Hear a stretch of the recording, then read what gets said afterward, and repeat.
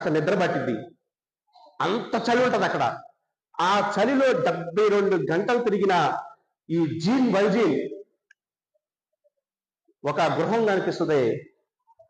Bishop, ఒక Roman Catholic సంబంధించిన school, church రెండు కంబైన్లో ఉంటది. పోయి డోర్ కొడతాడు. లోపల నుంచి ఓ బిషప్ వస్తాడు, డోర్ తీస్తాడు. ఎవరు మీరు? నా పేరు జీన్ వల్జీన్, లోపలికి రా, కూర్చోబెట్టిన తర్వాత అదిగో అక్కడ చక్కగా వేడివేడి నీళ్ళు ఉన్నాయి. స్నానం చేసిన తర్వాత అదిగో డైనింగ్ టేబుల్ మీద మీకు ఇష్టమైన భోజనం ఉంది. చక్కగా ఆ సిస్టర్స్ వచ్చారు, భోజనం పెట్టారు, భోజనం చేశాడు. అంతా అయిపోయింది.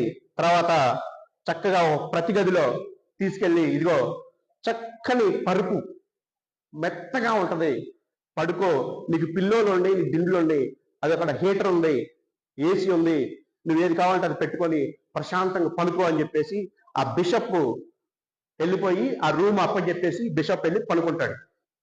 72 గంటలు శ్రమతో చలిలో తిరిగిన ఈ జీన్ వల్జీన్కి నిద్ర రావటల్లా. పడుకున్నాడు, చూశాడు, కళ్ళు తెరిచాడు. ఆ రూమ్ అంతా చాలా విలువైన వస్తువులు, వెండితో కూడుకున్న వస్తువులు, ఇత్తడి వస్తువులు ఉండే. బిషప్ పడుకున్నదాకా చూశాడు. బిషప్ పడుకున్నాడని అర్థం చేసుకున్నాడు. చిన్నగా లెగిసి కొన్ని వస్తువులు పట్టుకొని చీకట్లో కలిసిపోయాడు. వెళ్ళిపోయిన